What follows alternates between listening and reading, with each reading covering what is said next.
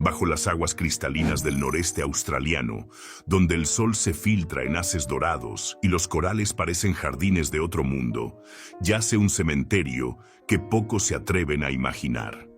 Entre estos restos se cuentan barcos mercantes, navíos de guerra, lúgers perleros e incluso leyendas de galeones cargados de plata española. Hoy, buzos, arqueólogos y buscadores de tesoros exploran estas aguas con un objetivo común: rescatar las huellas del pasado antes de que el mar las devore. Este es un viaje que nos llevará desde los días de los primeros exploradores neerlandeses hasta las más recientes expediciones submarinas. Un recorrido que atravesará tormentas legendarias, leyendas de oro perdido y batallas olvidadas, revelando que, en la gran barrera de coral, el verdadero tesoro no siempre brilla. A veces respira, nada y crece entre los corales. Costa de naufragios. La costa noreste de Australia es, para el ojo inexperto, un paraíso marino. Sus aguas turquesa, su vida submarina y la inmensidad de la gran barrera de coral han cautivado a navegantes y exploradores durante siglos. Pero detrás de esa belleza se esconde un enemigo silencioso, una trampa mortal que ha cobrado más de 8.000 embarcaciones y miles de vidas humanas. La historia de este cementerio comienza en el siglo XVII, cuando los primeros marinos europeos pusieron rumbo a tierras desconocidas. Fueron los neerlandeses quienes, por accidente o por destino, abrieron las rutas hacia las costas australianas. En el año 1606, el Duiven fue la primera nave europea en avistar el continente.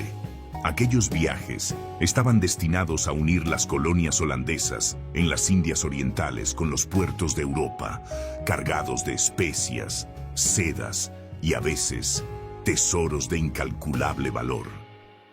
Pero la navegación de entonces era un arte plagado de incertidumbre.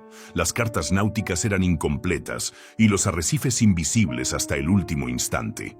La costa oeste se convirtió en un campo minado de coral para los marinos neerlandeses. 7 de sus barcos, cargados con bienes y riquezas, nunca llegaron a puerto. Algunos se hundieron tan cerca de la orilla que sus mástiles quedaron visibles durante semanas. Otros desaparecieron por completo, tragados por aguas profundas y corrientes traicioneras. La costa este permaneció un misterio hasta que, en 1770, un joven oficial británico llamado James Cook la exploró a bordo del HMS Endeavour. Lo que para Cook fue una revelación cartográfica, para generaciones de marinos se convirtió en una ruta tan prometedora como peligrosa. Desde ese momento, miles de barcos se aventuraron por estas aguas, impulsados por el comercio, la colonización y la fiebre de la exploración. Pero para muchos, el final fue el mismo: un choque súbito contra un arrecife y una tumba en el fondo del mar. Uno de los nombres más legendarios en este catálogo de tragedias es el del Madagascar. Este buque zarpó de Melbourne en el año 1853, cargado con más de 60.000 onzas de oro. Un botín que hoy equivaldría a unos 40 millones de dólares. Su destino era Londres, pero jamás llegó. El barco se desvaneció sin dejar rastro. No hubo mensajes, restos flotando, ni supervivientes. La ausencia de pistas alimentó todo tipo de teorías: ataque de piratas, incendio a bordo, motín, o simplemente un encuentro fatal con uno de los incontables arrecifes que salpican la costa. Cada naufragio no identificado en la región reaviva la pregunta: ¿y si fuera el Madagascar? A mediados del siglo XIX, la fiebre del oro atrajo a decenas de embarcaciones hacia Australia, y muchas de ellas se adentraron en zonas poco o nada cartografiadas. La promesa de riqueza inmediata cegaba a los capitanes, que asumían riesgos extremos con tal de acortar el viaje. En un mar donde las tormentas tropicales pueden formarse en cuestión de horas, la decisión de adentrarse por canales estrechos y poco profundos podía significar la ruina. El ciclo era casi siempre el mismo: una travesía tranquila, Un cambio súbito en el clima, un viento que arrecia hasta convertirse en vendaval, olas que se elevan como murallas líquidas y un impacto sordo contra un arrecife invisible. En cuestión de minutos, el agua invade la bodega, el timón deja de responder y la tripulación lucha por salvar provisiones, mapas y, en el mejor de los casos, la vida. Los que lograban alcanzar la costa encontraban un territorio inhóspito, donde el sol abrasador y la falta de agua dulce podían ser tan letales como el mar. Los arrecifes no solo eran una amenaza por su dureza, sino también por su extensión. La Gran Barrera de Coral, con más de 2.600 kilómetros de longitud, es un mosaico de estructuras que cambian con las mareas y las corrientes.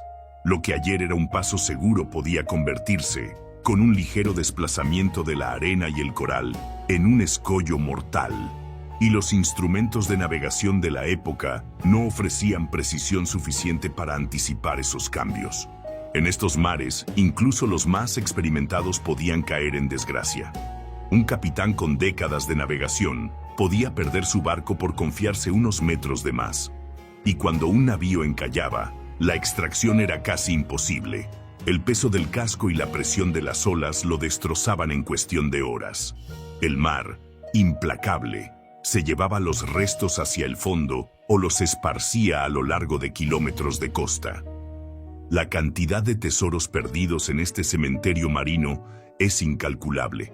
No se trata solo de oro o plata, porcelanas chinas, armas, herramientas, monedas de todas las naciones, instrumentos de navegación y cargamentos enteros de perlas forman parte del inventario que yace bajo las aguas.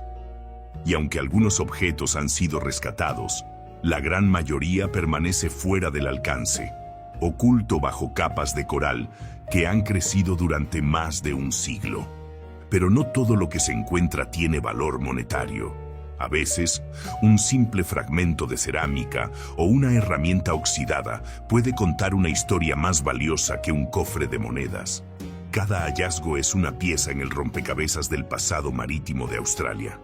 En las manos de un arqueólogo marino, incluso un clavo torcido puede revelar la fecha de construcción de un barco, su procedencia o el tipo de mercancía que transportaba. Hoy, los buscadores de tesoros y los científicos comparten las mismas aguas, aunque sus motivaciones difieran. Para los primeros, el brillo del oro sigue siendo irresistible. Para los segundos, la prioridad es la preservación y el estudio. La legislación australiana establece que cualquier hallazgo de más de 75 años debe permanecer bajo custodia patrimonial. Esto crea una tensión latente. El cazador de fortuna debe resistir el impulso de quedarse con lo que encuentra, y el investigador debe trabajar contra el tiempo antes de que el mar lo reclame para siempre. El mar, sin embargo, guarda sus secretos con celo. En estas aguas, la visibilidad puede pasar de cristalina a turbia en cuestión de minutos. Las corrientes arrastran sedimentos que cubren los restos, y la fauna marina coloniza cada superficie expuesta, disfrazando mástiles como troncos y cañones, como formaciones rocosas. En más de una ocasión, un buscador ha buceado sobre un tesoro sin siquiera reconocerlo. Pero hay algo que todos comparten, ya sea arqueólogo, aventurero o pescador local: la certeza de que bajo estas aguas, cada burbuja de aire que sube hacia la superficie podría estar escapando de un pasado que aguarda ser descubierto. La costa de naufragios no es solo un escenario de tragedias pasadas. Es un recordatorio vivo de que la frontera entre la gloria y el desastre, en el mar, es tan frágil como la madera de un casco golpeada por el coral.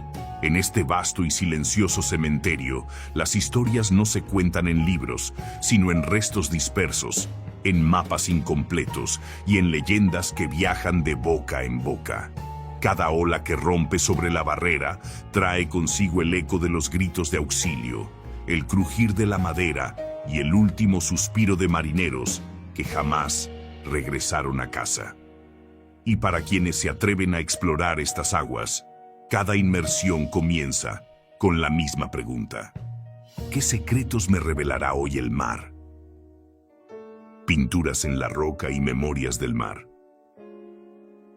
En el extremo norte de Queensland, donde la costa se vuelve salvaje y los manglares se entrelazan con playas solitarias, existe una bahía que guarda un doble testimonio. Uno pintado sobre piedra por manos humanas y otro hundido en las profundidades, escrito por el mar. Es la bahía de Bathurst, un lugar que, para el ojo moderno, es solo una ensenada tranquila, pero que durante siglos fue un punto clave en el mapa de la historia marítima australiana.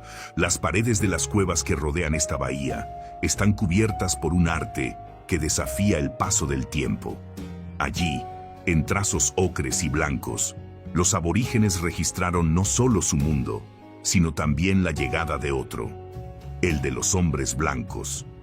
Entre figuras de animales marinos y símbolos tribales, aparecen objetos extraños para los pueblos originarios: hachas de hierro, pipas de arcilla, tijeras metálicas. Cada figura es más que un dibujo. Es un documento visual que cuenta un encuentro. Estos objetos no surgieron por casualidad en manos de los artistas indígenas. Eran bienes entregados por buscadores de perlas, quienes, en la segunda mitad del siglo XIX, llegaron a esta región en pequeñas embarcaciones conocidas como luggers. Los aborígenes trabajaban para ellos como buzos y recolectores, y a cambio recibían herramientas y mercancías. Lo notable es la precisión con que estos objetos fueron retratados: las tijeras con sus hojas abiertas, las pipas con boquillas largas, las hachas con mangos cortos y robustos. Entre las figuras destaca la de un hombre vestido con chaqueta entallada, pantalones ajustados y zapatos de tacón.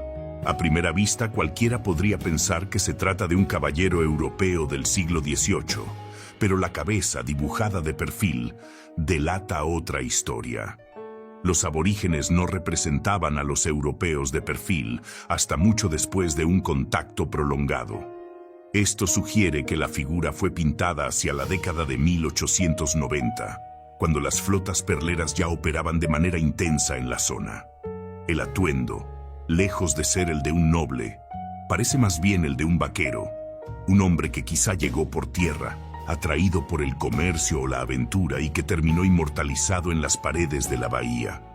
No todas las figuras representan a personas. En el techo de una de las cuevas se distingue con claridad la silueta de un dugongo, un mamífero marino emparentado con el manatí, que durante siglos fue fuente de alimento para las comunidades costeras.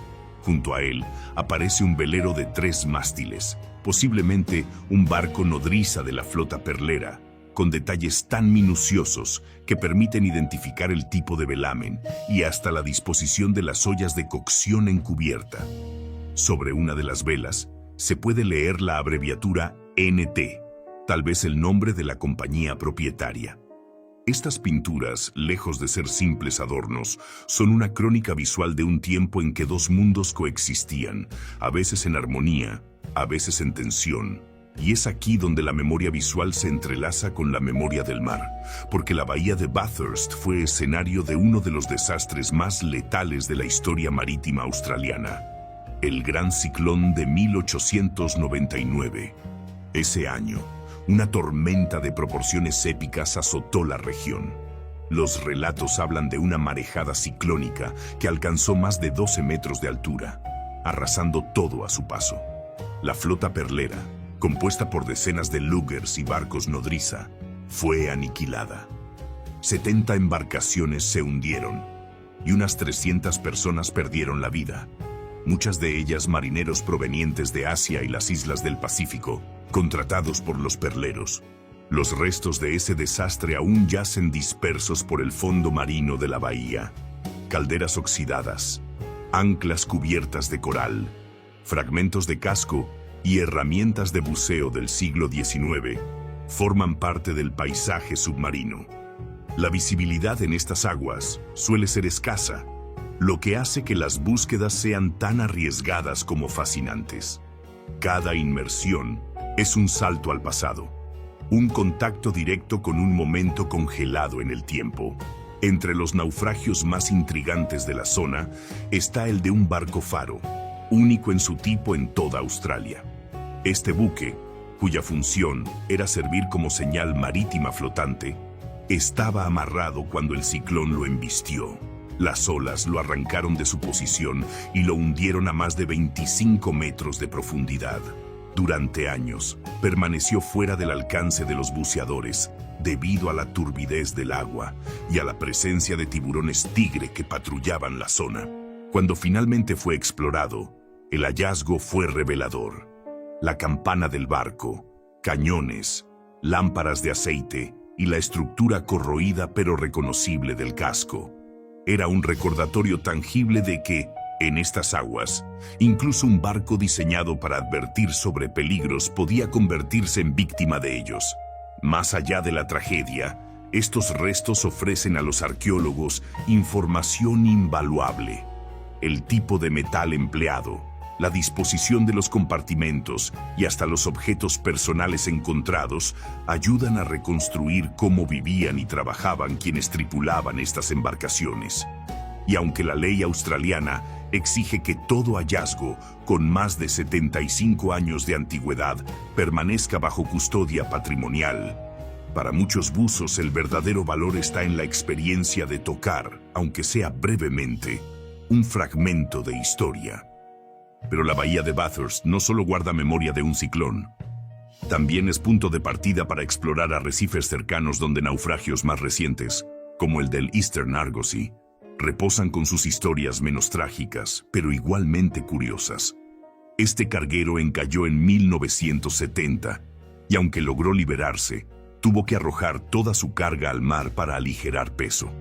Hoy, el fondo marino está sembrado de vajillas, botellas y cajas que el coral ha reclamado como suyas. Es un ejemplo vivo de cómo la naturaleza coloniza incluso lo que el ser humano considera desecho. Sin embargo, no todos los restos son fáciles de identificar. El tiempo, la corriente y el coral borran las huellas. Un naufragio que podría ser el legendario Madagascar, bien podría resultar ser un barco anónimo que transportaba carbón o madera, y esa incertidumbre es parte del atractivo, la posibilidad de encontrar algo extraordinario en medio de lo ordinario. Caminar por la costa, observar las pinturas y luego sumergirse en las aguas de la bahía es como pasar de un capítulo ilustrado a otro escrito con metal y madera. Las cuevas cuentan la historia de los encuentros y el intercambio cultural. El fondo marino, la de los peligros y las pérdidas. Juntas, forman un relato que no está en los libros, sino en el propio paisaje. Para los aborígenes que pintaron estas paredes, el mar siempre fue un aliado y un enemigo, una fuente de alimento y una amenaza constante. Para los marineros que llegaron después, fue una ruta hacia la riqueza y al mismo tiempo un riesgo mortal. La bahía de Bathurst, con su doble memoria, es el espejo perfecto de esa relación ambivalente. Un lugar donde la historia se conserva tanto en el pigmento, que resiste al sol, como en el hierro oxidado que se aferra al lecho marino. En este rincón del mundo, cada piedra y cada fragmento cuentan una historia, y aunque el coral crezca sobre el metal y la pintura se desgaste con el tiempo, las memorias permanecen, esperando a que alguien las lea. Porque aquí, en Bathurst, la historia no está escrita con tinta, está grabada en roca y sumergida en el mar, bajo aguas turbias. Las aguas que rodean la gran barrera de coral pueden ser tan cristalinas como el vidrio o tan opacas como una sopa espesa. Todo depende de la marea, el viento y la distancia a la costa. Para los buzos que buscan naufragios, estas condiciones no son un detalle menor. La visibilidad puede ser la diferencia entre descubrir un tesoro y pasar por encima de él sin verlo. Y en estas aguas, donde los arrecifes se extienden como laberintos submarinos, esa diferencia es crucial. Uno de los naufragios más emblemáticos explorados en condiciones extremas es el del barco faro de Channel Rock, una reliquia única en toda Australia. Su historia es tan particular como trágica. Amarrado en su posición para guiar a otras embarcaciones lejos de los arrecifes, Este buque estaba diseñado para resistir el embate de las olas. Sin embargo, en el año del Gran Ciclón de 1899, las aguas no mostraron piedad. Una marejada ciclónica de más de 12 metros de altura lo arrancó de su amarre y lo hundió en cuestión de minutos. El lugar donde reposa este barco no es amigable para los exploradores. Está a más de 25 metros de profundidad, en un área donde la corriente es fuerte y el agua se enturbia con facilidad. El acceso solo es posible siguiendo una línea guía desde el ancla, que no solo marca el camino hacia el naufragio, sino que asegura un regreso seguro al bote en la superficie. Descender hacia el casco es como entrar en un mundo en penumbra. Entre la neblina verde azulada aparecen siluetas, la rueda de molino oxidada, 2 lámparas de aceite corroídas, y en un momento, la campana del barco, cubierta de incrustaciones marinas pero aún reconocible. Estos objetos, más que simples piezas metálicas, son testigos silenciosos de la noche, en que la furia del mar convirtió un guardián en víctima. Pero no todos los naufragios guardan historias tan solemnes. Algunos son escenarios casi lúdicos, como el del Eastern Argosy, un carguero que, en 1970, encalló en un arrecife cercano. La tripulación logró liberarlo, pero para hacerlo, tuvo que arrojar toda su carga por la borda. El fondo quedó cubierto de vajillas, botellas y cajas de mercancía, un verdadero campo de tesoros, que aunque no tiene valor económico, fascina a quienes lo visitan. Las botellas, cubiertas de coral, parecen joyas iridiscentes. Las tazas y platos, atrapados entre ramas de coral, parecen vajillas de un banquete submarino. En zonas como esta, la naturaleza demuestra su capacidad para reclamar lo que el hombre pierde. El coral crece sobre la cerámica, los peces hacen nido en botellas, y las algas se enroscan en la porcelana como si siempre hubiera pertenecido al mar. Para los buzos, encontrar estos objetos es como abrir una ventana al momento exacto del accidente, un instante congelado en el tiempo, preservado por el agua salada. Sin embargo, la exploración de naufragios no es solo cuestión de bucear y recolectar. La ley australiana establece que cualquier hallazgo con más de 75 años de antigüedad debe permanecer en el sitio o ser entregado a las autoridades. Esto pone a prueba la ética de los buscadores. Resistir la tentación de conservar un artefacto único para uno mismo, y en cambio, dejarlo donde está, para que otros puedan estudiarlo o admirarlo. No todos lo aceptan con facilidad. Entre los buzos circulan historias de hallazgos secretos, monedas guardadas en bolsillos de neopreno, piezas pequeñas escondidas en bolsas de equipo. Pero para los arqueólogos marinos, la integridad del sitio es más valiosa que cualquier objeto aislado. Un ancla en su posición original, un conjunto de herramientas dispersas en cubierta o una pieza de armamento junto al casco cuentan más sobre la vida y la muerte de un barco que el simple valor monetario de cada pieza. En estas aguas turbias también operan los peligros naturales. Los tiburones son visitantes frecuentes, y aunque la mayoría son curiosos más que agresivos, su presencia siempre impone respeto. Un tiburón tigre que se cruce en el campo de visión puede hacer que un buzo interrumpa de inmediato su exploración. En un naufragio, las estructuras oxidadas y frágiles son otro riesgo. Un movimiento en falso puede liberar una nube de sedimento que reduzca la visibilidad a cero, o incluso provocar el derrumbe parcial de una sección del casco. Los objetos hallados en estos naufragios cuentan historias diversas. En algunos casos, se han recuperado sables, hebillas conmemorativas de batallas, fragmentos de rifles y proyectiles. En uno de estos sitios apareció un guardamonte de un fusil Brown Bess, un arma emblemática de los siglos XVIII y XIX.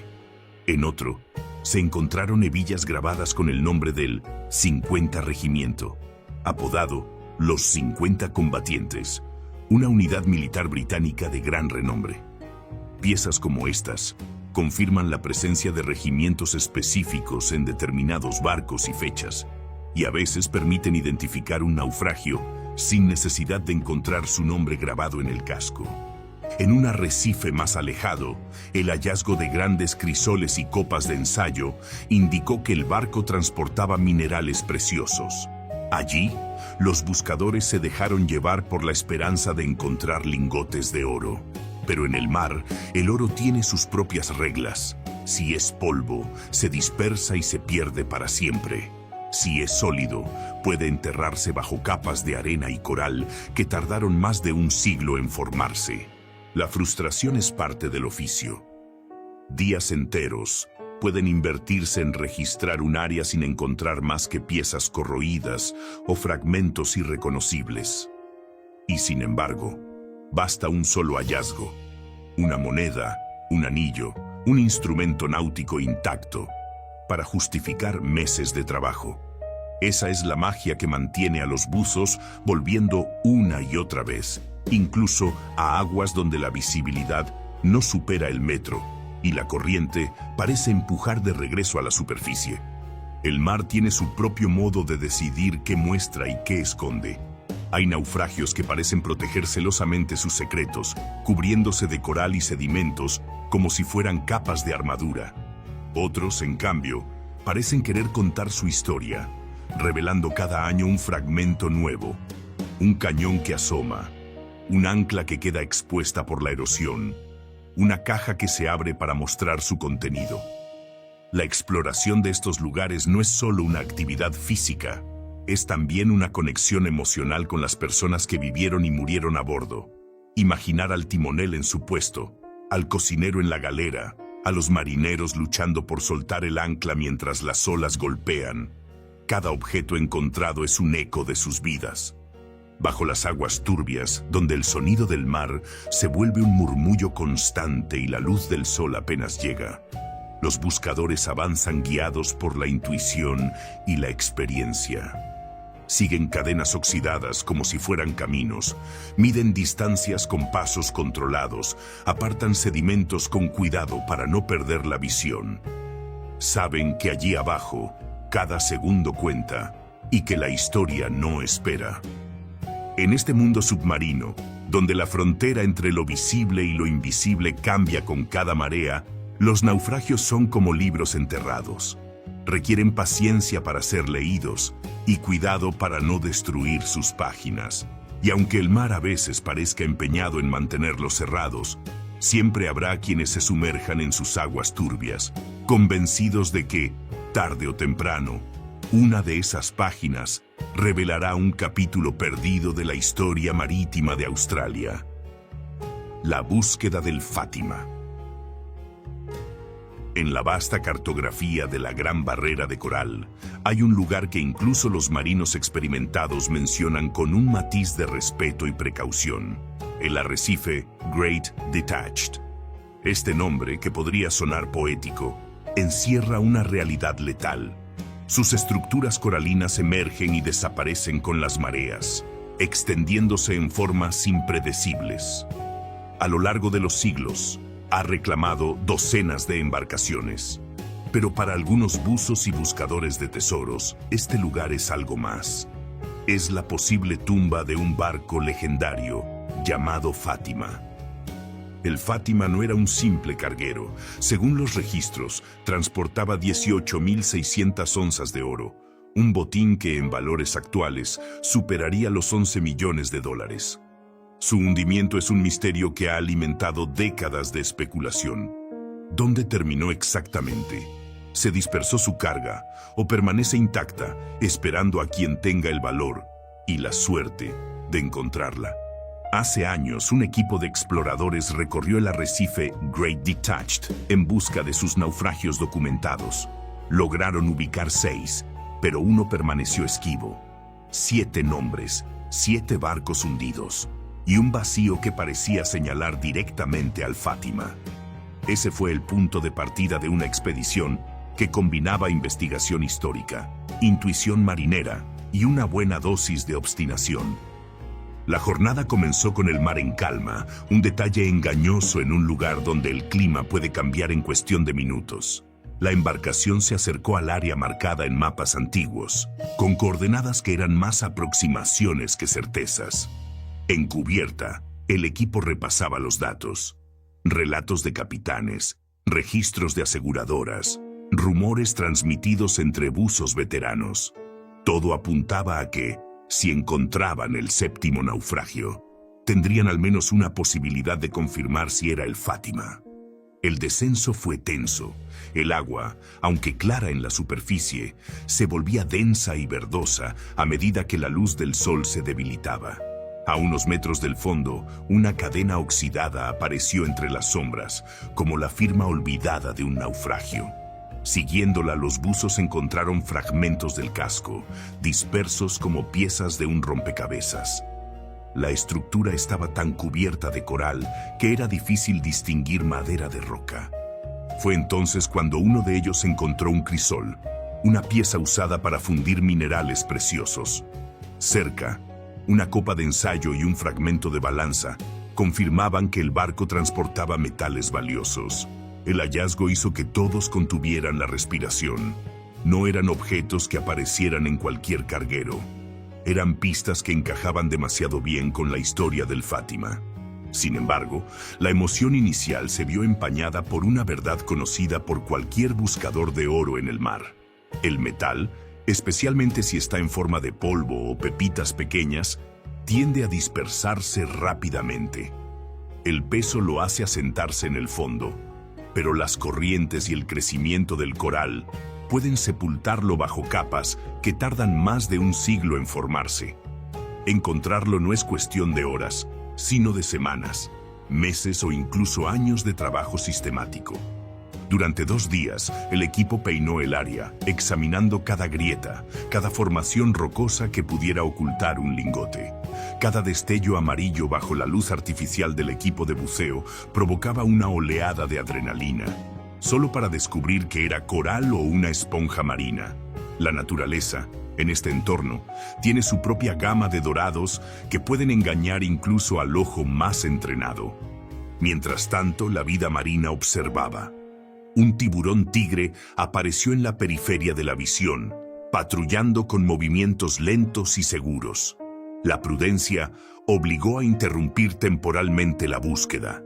Aquí, la jerarquía natural no deja lugar a dudas sobre quién es el verdadero dueño de estas aguas. En otra inmersión, un tiburón ballena, gigante pero pacífico, cruzó a pocos metros del grupo. Un recordatorio de que estos arrecifes son también santuarios para especies majestuosas. La frustración crecía. No había rastro del oro. Tal vez estaba enterrado bajo toneladas de coral, o tal vez nunca estuvo allí. La historia del Fátima podría ser otra leyenda marítima inflada por el tiempo, una mezcla de datos ciertos y rumores sin fundamento. Pero las piezas halladas, el crisol, la copa de ensayo, la balanza, eran pruebas tangibles de que el barco transportaba algo más que mercancías comunes.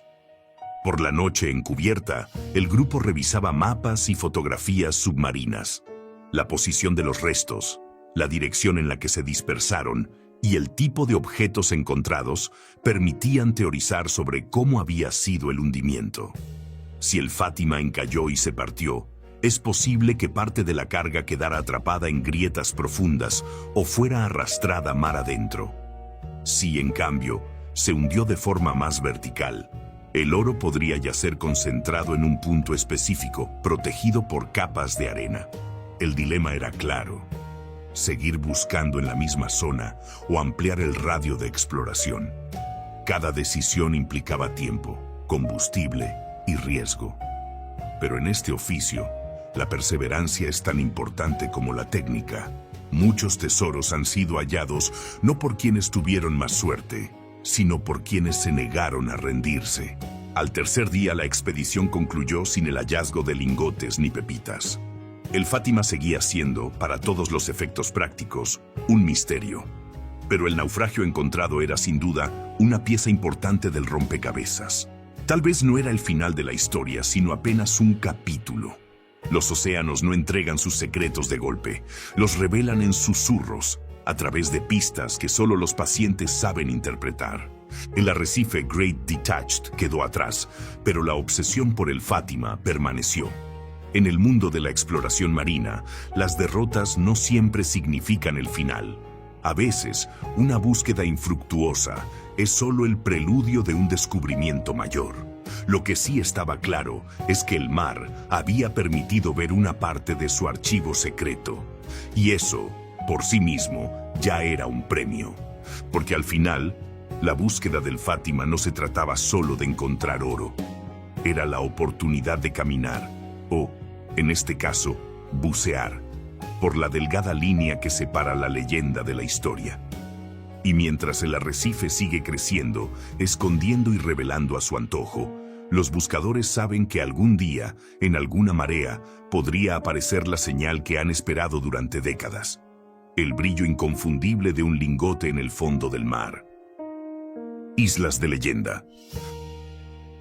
A unas millas mar adentro, donde las aguas del mar del Coral se funden con el horizonte, se alzan pequeñas islas que parecen insignificantes frente a la inmensidad del océano.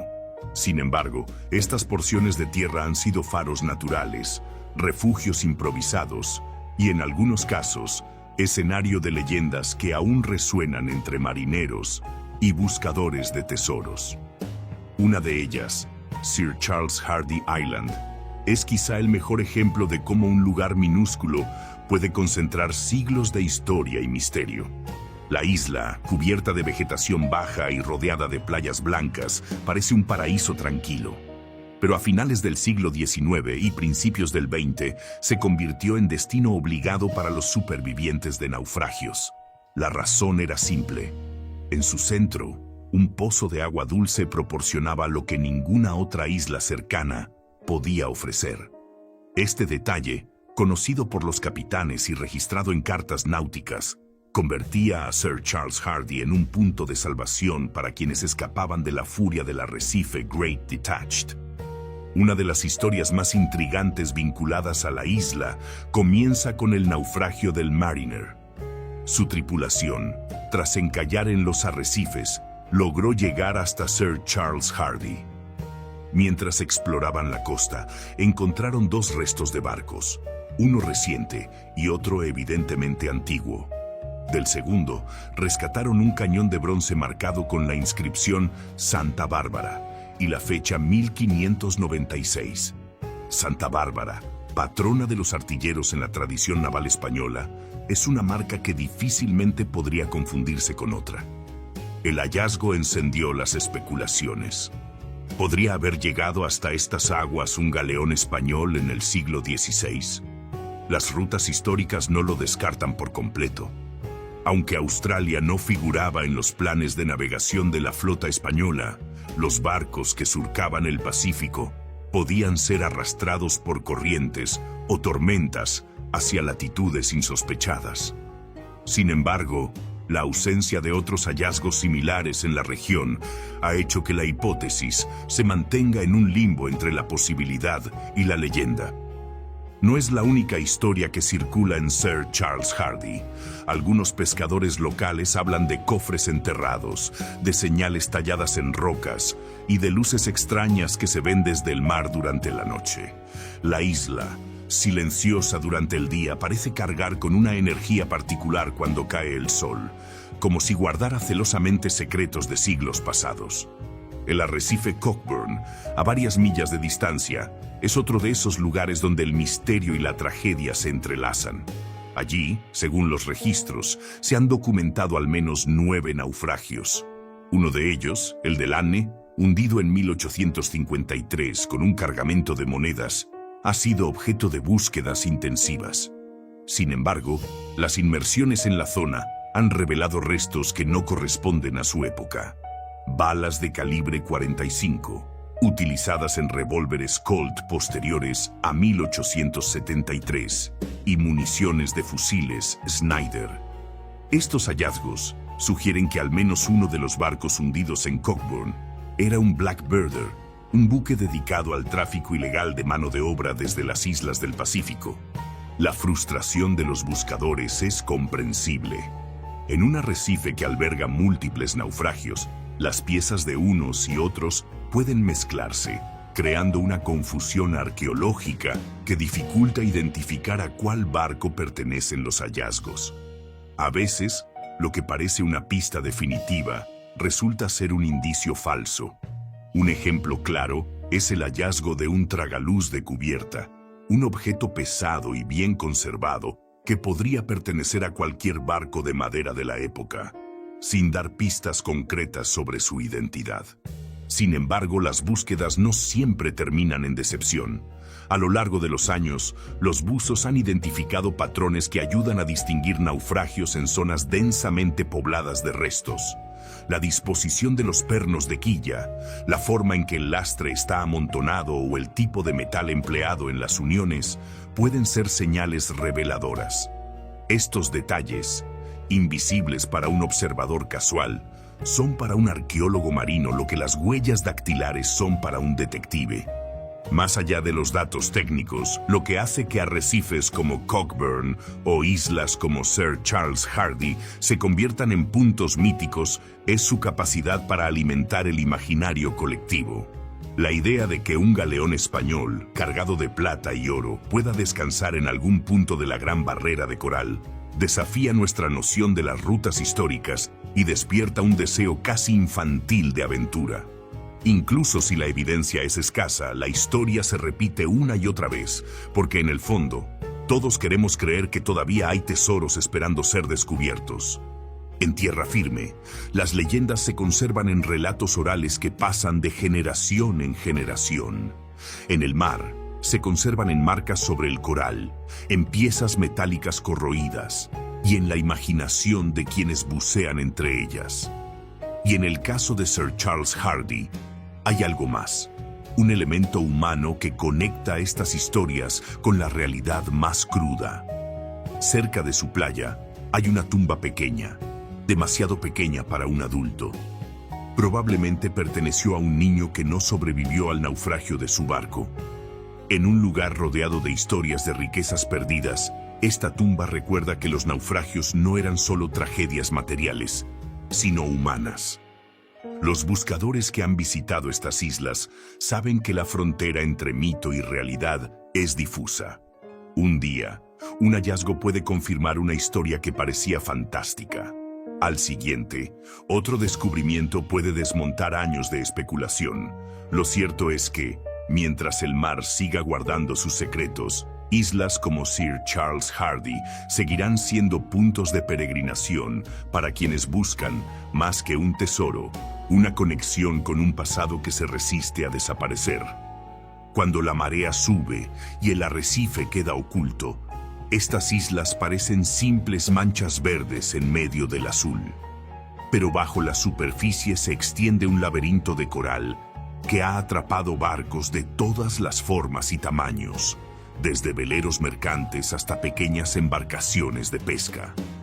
Cada uno tiene su propia historia, su propia carga, sus propios últimos minutos antes de desaparecer. La exploración de estos lugares no es solo una búsqueda arqueológica, sino también un ejercicio de imaginación.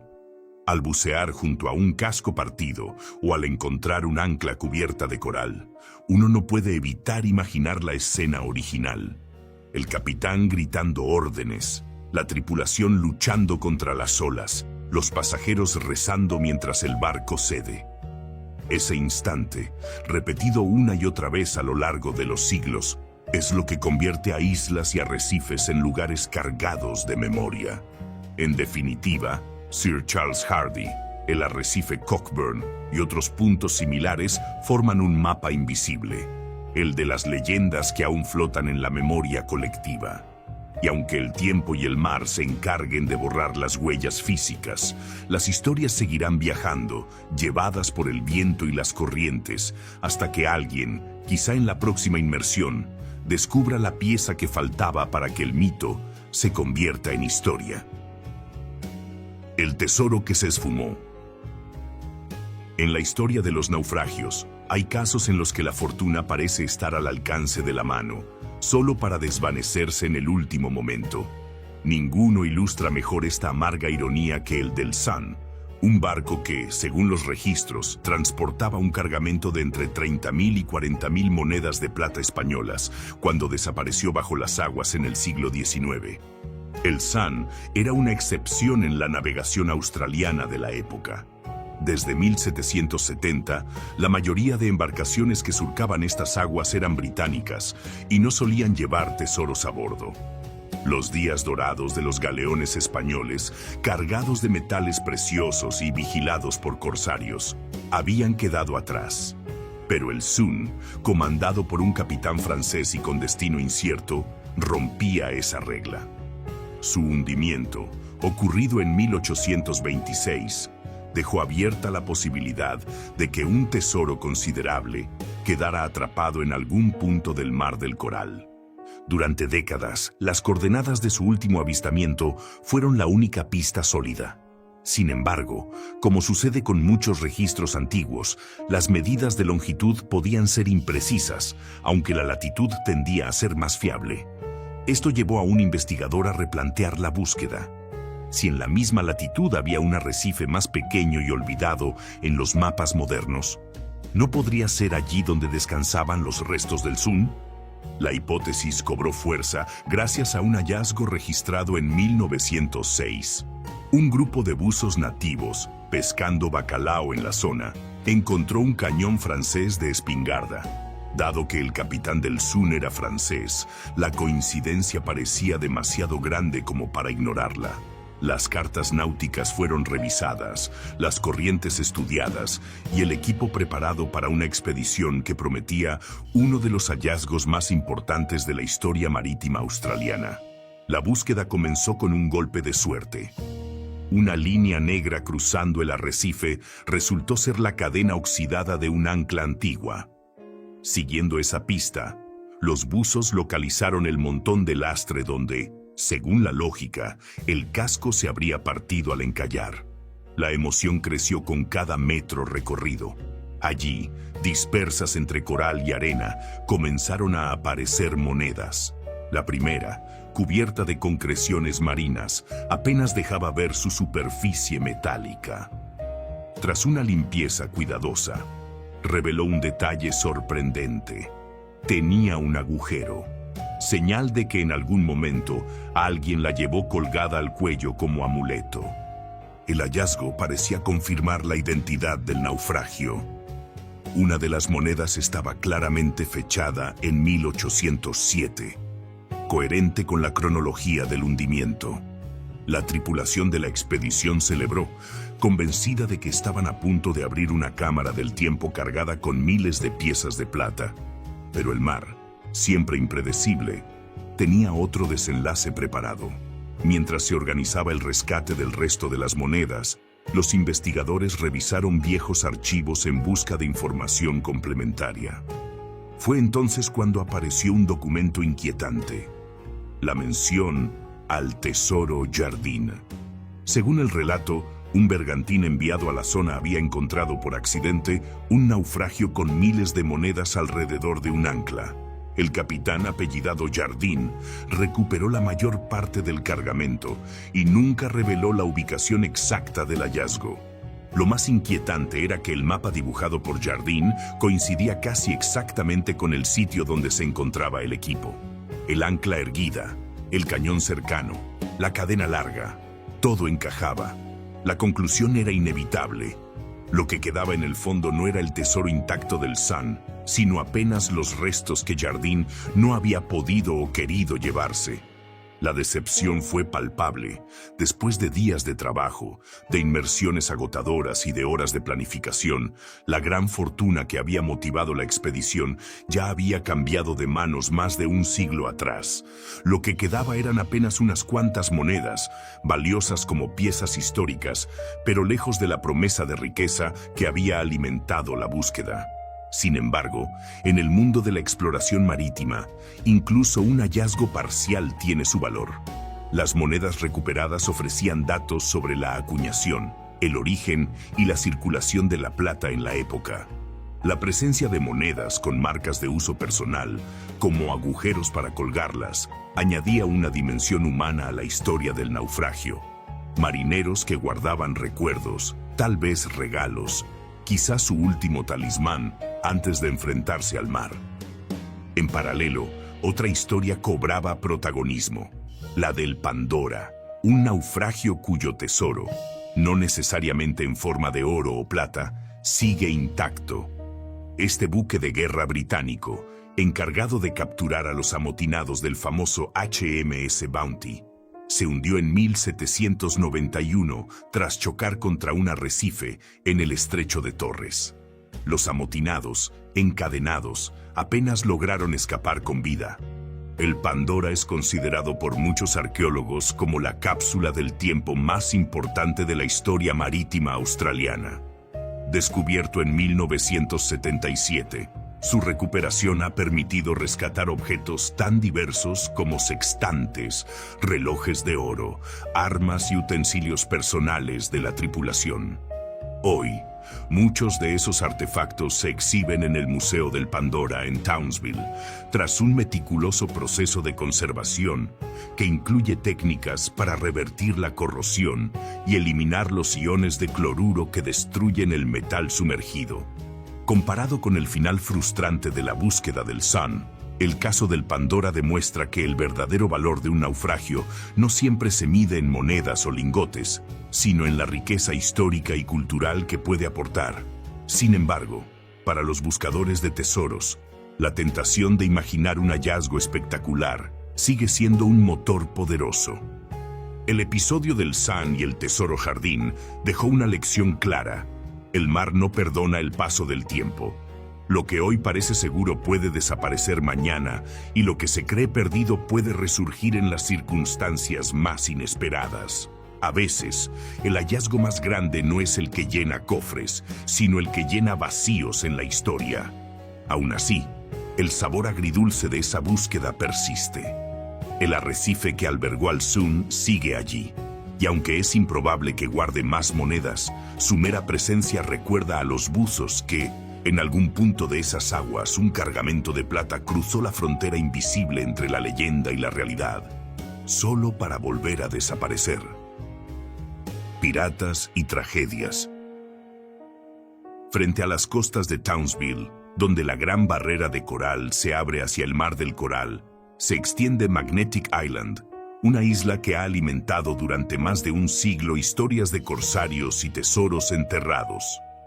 Entre esas leyendas, destaca la del pirata japonés Yamada Nagamasa, un personaje real que, en el siglo XVII, forjó su fortuna saqueando barcos en el Pacífico suroeste. Según el relato popular, Yamada habría llegado a Magnetic Island con un botín considerable, y antes de continuar su travesía, lo enterró en un punto seguro. La bahía donde supuestamente fondeó es la única protegida que la isla ofrece a embarcaciones grandes, y en sus alrededores algunos aseguran haber visto marcas talladas en las rocas, flechas, cruces, diamantes y arcos que, para los creyentes, son indicios de un mapa grabado en piedra. Exploradores y aficionados han intentado descifrar estos signos durante décadas. Algunos piensan que podrían ser simples marcas naturales o señales hechas por marineros posteriores, sin relación con Yamada. Otros sostienen que son claves de un sistema para localizar el tesoro. Incluso hubo quien consultó a una vidente, la cual afirmó con rotundidad que un tesoro fabuloso descansaba bajo esas tierras. Como tantas otras historias marítimas, el mito de Yamada Nagamasa sigue suspendido entre la fe y la duda, aguardando a que un hallazgo tangible incline la balanza. Pero si la leyenda de Magnetic Island se mueve en el terreno de lo posible, la historia del Batavia se hunde de lleno en los horrores más documentados de la navegación. Este galeón neerlandés, perteneciente a la Compañía Holandesa de las Indias Orientales, zarpó en 1628 rumbo a Batavia, la actual Yakarta, cargado con 10 cofres de plata y oro, además de bienes destinados a las colonias. Su travesía terminó en tragedia el 2 de junio de 1629, cuando encalló en los arrecifes cercanos a la actual Beacon Island, frente a la costa oeste de Australia. El naufragio en sí fue solo el inicio de una pesadilla. De los 328 tripulantes, muchos sobrevivieron al encallamiento y llegaron a tierra. Sin embargo, el mando de la expedición quedó dividido y pronto se desencadenó un motín liderado por Hieronymus Cornelis, uno de los oficiales. Lo que siguió fue un periodo de 6 semanas de violencia extrema, asesinatos, torturas, abuso y ejecuciones sumarias. 96 hombres, mujeres y niños fueron masacrados en uno de los episodios más sangrientos de la historia marítima australiana. La llegada de una parte de la tripulación leal, que había partido en busca de ayuda, puso fin al reinado de terror. Los amotinados fueron capturados y castigados con una dureza acorde a sus crímenes. Tras 10 días de torturas, se les cortaron las manos y fueron ejecutados en la horca. Algunos fueron abandonados en islas cercanas, sin medios para sobrevivir, como castigo ejemplar. Durante siglos, los restos del Batavia permanecieron ocultos bajo arena y coral. Fue en 1973 cuando un equipo del Museo de Australia Occidental localizó y comenzó a excavar el sitio. Las imágenes de la época muestran a los buzos colocando sacos de arena para estabilizar el casco antes de extraerlo, así como la recuperación de miles de monedas de plata, ladrillos de construcción destinados a las colonias y artefactos personales de la tripulación. Uno de los hallazgos más impactantes fue un cráneo con una fractura limpia, causada probablemente por un golpe de espada, evidencia directa de la violencia del motín.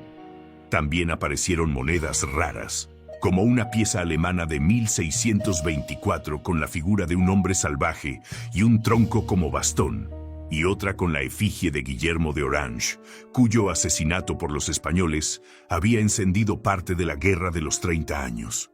La importancia del Batavia no reside únicamente en su carga de metales preciosos, sino en el testimonio que ofrece sobre las tensiones y los peligros de la vida en alta mar durante el siglo XVII.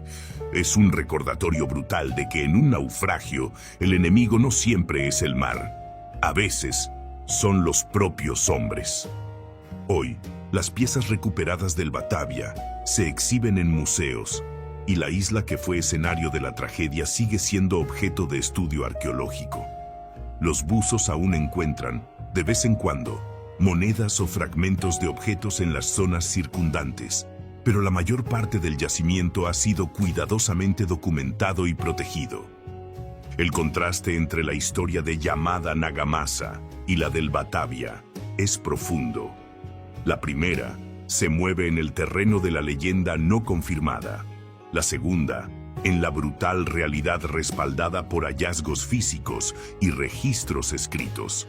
Sin embargo, ambas comparten algo esencial: la capacidad de capturar la imaginación de quienes escuchan sus relatos. En el cierre de este recorrido por naufragios y leyendas, queda claro que la Gran Barrera de Coral y las costas australianas son mucho más que un entorno natural espectacular. Son un inmenso archivo histórico, un cementerio marino donde cada pecio guarda una historia única. Algunas, como la del Fátima o el Sun, hablan de búsquedas frustradas y tesoros que se esfumaron.